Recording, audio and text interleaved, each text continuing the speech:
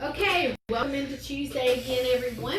I'm Shannon with Skills for Kids, and our Tuesday tip series is simply for us to try to be part of the village to help raise the children.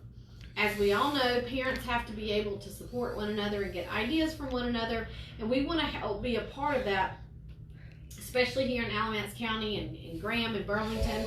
Just help be a part of, a part of that village that helps to raise the kids and to support the parents, and maybe just give a few different ideas that parents maybe haven't thought about before or have just simply forgotten. Sometimes we forget just as much as we remember. So today we are talking about how all kids are not the same. A lot of times as parents, we compare our child to other children. That, oh, why don't you be like this child? Why can't you be as fast as that child? Why don't you do your math as good as this kid? Or whatever it may be. We're constantly comparing one child to another, because we all want the same thing. We want our child to be a productive member of society, be really super awesome, great at something. However, we don't want that to come at the cost of causing low self-image and lower self-esteem and a lack of confidence in kids. And when we constantly compare one child to another, a lot of times that's what we're doing, is we are instilling lower self-esteem in kids, and we're just working against ourselves, because as parents we strive every day to build up the confidence, make them feel great about themselves. So we don't want to contradict ourselves and work against ourselves. We have enough things in society doing that for us anyway, so we certainly don't want to be doing that. So there's a couple of ways that we can work toward building kids up and keeping in our own minds that kids are just different. Kids are different. They excel at different things at different times. They learn differently from one another. One of the things that we want to do is we want to try to make sure whatever activities that we put them in to do, they are age appropriate, meaning that they don't have all ages in one group. That causes a lot of stress and a lot of anxiety for all the different ages.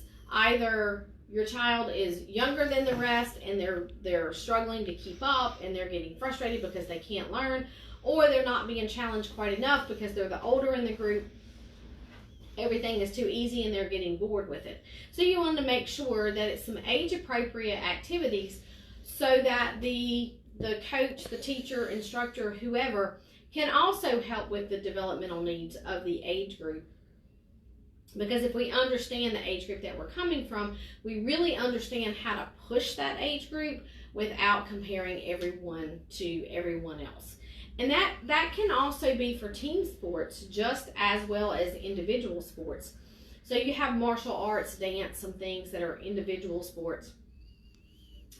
And then you have your team sports, your basketball, football, whatever.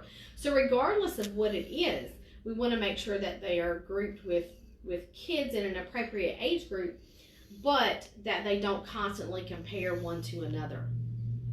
That they compare the child only to themselves. And that's a great thing. Every day, our job as parents is to make kids a better version of themselves. And the of themselves is the important part of that word. So if your child is doing better today than he or she was yesterday or last week, then that's a great accomplishment, and we need to remember to point that out.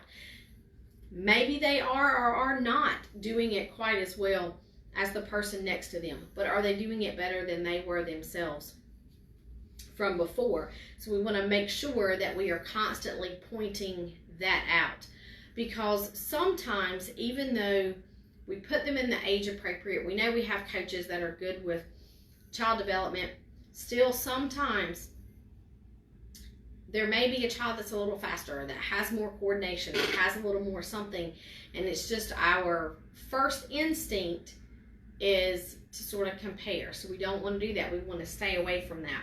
We want to make sure that we are pointing out each child's individual strength, and we help them build that strength up and work on that strength and use that to gain confidence in themselves and a higher self-image. Once they have that confidence and self-image, we can then help them and support them through becoming a little bit better at their weaknesses. And when we're pointing out what an awesome strength they have, yeah, this person could be faster, but maybe you have better coordination. Maybe you have a better throwing arm. Maybe you can kick more times, whatever it is that they're doing. And in team sports, we can help point out how each person's unique ability that they're really good at doing helps make one team even stronger. So we can use that for our teamwork with our kids as well. And there's room in there for that healthy competition. Last week we talked about the healthy competition and how to have that growth mindset and how to help kids see, if I don't win every time, that's okay. It just means I need to practice a little more. It means I need to have some of the intrinsic ability to push myself and say, I really want to do better at this. My goal is to get this within so much time, or whatever that goal may be. And combined with the extrinsic, you're going to get a trophy, you're going to get this, you're going to get called the fastest, whatever it is. So there's room in there for the healthy competition, even though we are realizing that each kid is different, and we want to help create that ability and push that ability so that each and every day they say, at the end of the day, I'm really good at this. I want to remember that I'm great at this. I did a really awesome job at this today. I did this better today than I did yesterday. My math homework, my XYZ homework was just a little bit easier today than it was when I tried to do the same type of stuff last week. So let's help them remember at the end of each day what they're really, really good at doing. Use that again to build the self-confidence, the self-image. Let them know that it's okay that they weren't quite as good at this because you have plenty of time to work on it. And remember, each child develops at a different rate. So they're going to learn differently. They have different learning styles. They have different learning rates. One child may excel extremely quickly in a social situation, whereas they're not emotionally developing quite as quickly, and that's okay, because all of it will come together. Each child will get all of the skills that they need, and they will develop all the skills that they need. They just need our support, and they need their own time to be able to develop it. And they need to be able to develop the skill as it is coming to them, as they need to. So each child has different needs. Again, I hope that this has been helpful for you. It has sparked some ideas, maybe giving you a different way to look at the sports and activities that your kids are doing. Maybe even different questions to ask of them, different things to point out after you've seen a practice or a game, or they come home all excited to show you some things that they have learned. Again, if you have any questions or comments or anything that you would like us to do an article on a Tuesday Tips, please don't hesitate to let us know. You can comment below, you can give us a quick email, or you can even call or text us at 336-270-6825, and I look forward to seeing you next Tuesday.